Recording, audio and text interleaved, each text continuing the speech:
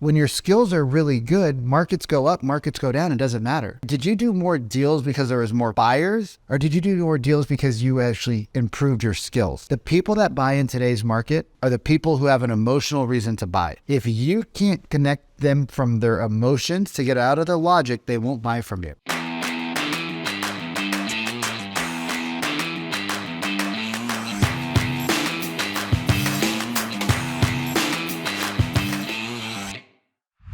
Yo, what's up? Welcome back. Vikram, Deol here. This is where we talk about sales and health and wealth. And sometimes we get into other different things. But today we're going to continue our conversations around making more sales. Because guess what? The market's shifted and not everybody has shifted with the markets. And I'm not talking about the current economic state. I'm talking about the markets that have shifted the consumer 20 years ago.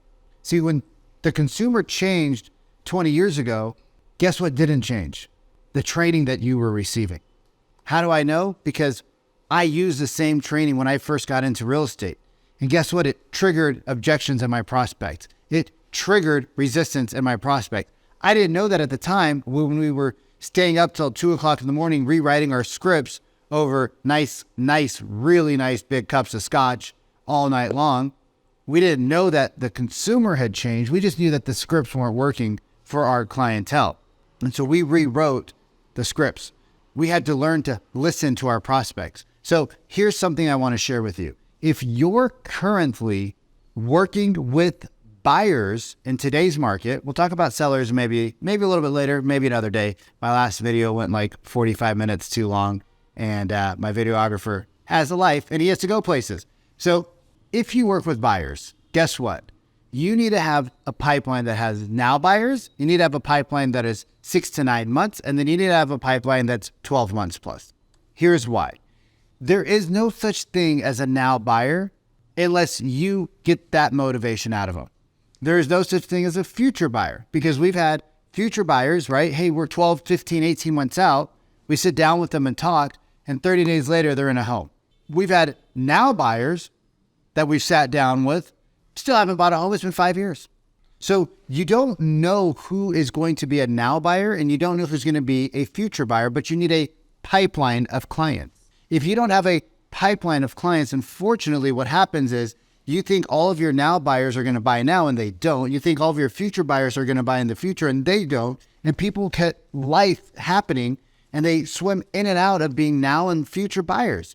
So you really need to take the energy to sit down with everybody. The only person who I would tell not to sit down with every potential buyer, whether they're 3 years out or 3 days out, is the person whose calendar is so full and they're doing 30, 40, 50, 80 deals a year, and they just don't have the time in their schedule to sit down with everybody. That's the only person I would tell, hey, you really got to shuffle and qualify, right? But if you don't have a packed calendar, and you guys, I meet with 30 to 40 realtors every month, and I look at your calendars, and guess what? I have yet to see one that is packed with appointments. I have yet to see one that can't fit another appointment in. And the way I just always ask, if you had a now buyer, I'm going to write a contract today, would you have an hour in the week to sit down with them? And every single one of them says yes, which means you need to sit down with your prospects. You need to get in front of them. You need to be pounding the pavement. You need to be improving your communication skills. My mentor and friend Shiraj Shrivata, the president of Real Broker, says the person that sits down with the most buyers always wins. And we've been saying this for 10 years. My office sat down with every person they could get an appointment with. Now, I know in the boom market, some people say, well, you probably lost some opportunity. We probably did. We might have. We might not have. I don't know. But every person we sat down with, we built a relationship with, and they were our clients for life. They referred us business. They came to our company parties. They came to our happy hours. They supported us, and we supported them. And the reason why is because we gave them the opportunity up front to have a sit-down meeting. And we were able to pull out and extract the motivation. We were able to pull out and extract their emotions. Why were they buying? What would it do for their family to get their kids in the school district that they wanted? What would it do for their kids to get into the school district? What would it do for the wife to not have to commute for 2 hours? What would it do for the husband to not have to commute for 2 hours? What would it do to go from the apartment to the house with the backyard? What would it be like if they had the community, right, of other like-minded individuals? What would it be like if they were closer to mom and dad? What would it be like if mom and dad were closer to them? What would it be like to not have to go up the stairs anymore, right? We asked a lot of great questions because we had to do the trial and error. And we did it in a way that brought their emotions out where they trusted us, where they wanted to work with us. It caused them to reach out to us. I did an open house and I picked up a $3 million buyer in an open house for another agent. And the agent, the prospect called me after the open house and said, "Hey, Vic, we found you on the internet," because they had an agent. So I didn't give him my card or anything. Well, I gave him a brochure that had my information on him. They said, "Hey, we called you because, we did some research on you after we talked, and we actually want to fire our real estate agent and work with you. Would you have time to meet later today or tomorrow to buy a home?" Are you kidding me? Of course. Of course I have time to meet. You guys are buying it. I'm sitting in a $3.5 million home. It's a $100,000 commission. Of course I have time. I had never sold anything over $1 million at that point. $1.2 million, $1.3 million. I had never sold anything nearly close to $3 million. But because of the communication that I had been learning and practicing, they wanted to use me over the agent that they were referred to that does the high-end luxury selling, that sells the 2 and the 3 and the 4 of the $1 million homes all day long. They didn't like them because that person didn't connect with them. They said, "We didn't feel like that person actually cared. We just felt like another transaction. With you, we really felt like you cared. We really felt like you went above and beyond what we would expect from somebody in an open house. You listened to what we wanted. You heard our needs. You actually told us this wasn't the right house for us." Right? You sat down, and before we started walking through the house, you asked us a bunch of questions, and you said, "This probably isn't going to be the right house for you, but by all means, please still go check it out." And they were blown away because they thought I was going to try to sell them. Doesn't need to sell you nothing. The question I have for you is, a lot of people said that their business grew in 2020, 2021. My question is, did your business grow or did the market grow? Right? Did you do more deals because there was more buyers, or did you do more deals because you actually improved your skills? Most of the people I know in 2022, the market contracted and so did their business. When your skills are really good, markets go up, markets go down, it doesn't matter. The top 20% of real estate agents in any market are still going to do transactions, right? They're going to still have clients call them. They're still going to do prospecting. They're still going to have connection. They're still going to be able to pull out the emotion. The people that buy in today's market are the people who have an emotional reason to buy. If you can't connect them from their emotions to get out of their logic, they won't buy from you. So I really want to stress that in this market, the winners are going to be the people who obviously have a brand, right? You need to do content, short form, long form. You need to build content. It's not like, well, we're thinking, you need to build content in 2023. If you want to survive, you need to build content because that's how you build a brand. That's how you build trust. But you also need to learn the skills to communicate with your prospects. You need to learn how to listen. You need to learn how to ask questions, right? You need to learn how to use a curiosity tone, slow down your pace, use your hands, right? You need to know when to pause.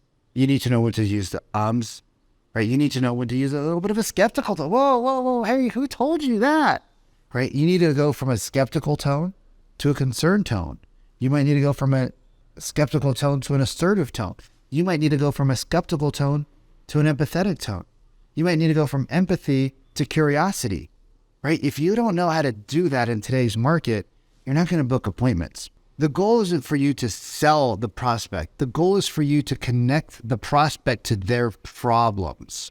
And by you connecting the prospect to their problems, by asking great questions, it allows you to get the prospect to want to do business with you. So let's run through a couple of quick examples just so that you guys have some things to use. I want to give you some tools. When you ask the prospect, "Hey, ring, ring. Hey, John. Yeah, John Smith. Yeah. Hey, it's just Vikram with the Real Estate Sales Academy. I'm calling because you had inquired about 123 Banana Street, and I was just wondering if you've already bought a home or are you still looking, right? Just right out the gate. Have you already bought a home? Or are you still looking? No, we're still looking. Okay, great. And, I guess I'm going to slow down. And I guess I was just curious, what was it about 123 Banana Street that I guess, caught your eye? What was it that made you inquire about 123 Banana Street? They're going to say, 4 bedrooms, 2 baths, blah, blah, blah. I guess why is a 4-bed, 2-bath important to you now though? And they're going to say some things and you're going to listen to what they say. Now, let's say that they say their house is currently cramped. Could you share what do you mean by your house is currently cramped? What do you mean by that? Oh, well, we got a couple of kids and a couple of dogs and, we're just tight on space. Okay, great. And when you say you're tight on space, what are like, you guys like crammed up, like one person sleeping on the other person, or, is like you're in a 3-bed, 2-bath, like what, I guess 2-bed condo, like what, tell me a little bit more about your current situation. And they'll tell you a little bit more, right? And when they tell you about their problem, they're also reminding themselves that they have a problem. And I guess why isn't it really an issue? Like why, you got 2 kids. I had a friend that had 5 kids in a 2-bedroom apartment. Like, why is that a problem? Oh, well, my wife and I both work from home. Oh, okay. And what does that mean? Well, we don't have an office. We're using the living room. The kids are running around. They don't have a backyard. Oh, and I guess how is that affecting your guys' day-to-day activities? Oh, well, blah, blah, blah, blah, blah, blah, blah, blah, blah. Right? Now we're starting to get some stuff out of them. Now we're starting to get them a little bit deeper. So I guess what would having a 4-bedroom, 2-bathroom house in this neighborhood with this backyard, what would that do for you? Well, do X, Y, and Z. Oh, wow. And I guess how would that make you feel if you had that kind of property, right? You start to ask these questions that elicit these emotions. And then when you say, hey, I think maybe we should sit down, right? Here's one of the best frames for booking an appointment, right? One of the best frames for booking an appointment. Well, John, I was wondering, has anybody sat down and educated you on the 3 most important things about buying a home in today's market? They're going to say no. Like, oh, wow, that could be a little problematic. Well, I guess if you're open to it and you would find it helpful, I guess if you're, would you be opposed to sitting down for a quick cup of coffee? And before the coffee gets cold, I'll share with you the top 3 things I share with all my top clients about buying a home in today's market. They're going to say, no, I wouldn't be opposed. Most people, 80%, 90% will say no. And then you're going to follow up with what works better, Tuesday at 4 or Thursday at 6? No, that's salesy. You're going to follow up, well, what would work better for you and your partner, Sally, for like afternoons or more like weekends? He's going to say weekends, and then you're like, great, I have some time at like 10 o'clock or I have some time at 2. Would one of those work for you? You guys notice how it's all very neutral language? Would one of those, not what works better for you, would one of those work for you? Actually, Sunday would be better. Okay, great. Let me see if I can do, nope, Sunday's my day for the kids. Can't do that. Now you kind of find a time if you need to. You gave them so many options, they're going to adjust to you, right? Because you gave them so many options. Now, it's totally different than what you've been taught, right? I know it's totally different than what you've been taught. Using neutral language, pushing the prospect away, getting them to open up emotionally to you, figuring out why they need the 4-bed, 2-bath, not just, cramped space. You're actually getting deep into their emotions. When you do that, you win. And guess who else wins? Your prospect, because they get to upgrade their life. Because look, the economy is going to go up, the economy is going to go down, but we only have a certain amount of time here on this planet. And we only have a certain amount of time with the people we care about. So why live in a cramped situation? Why live with stairs if you got bad knees? Why live in a cramped house if you got kids that need space to run around? And why pay for private school when you can get your kids into a better school district? But if you don't know that, you can't help them.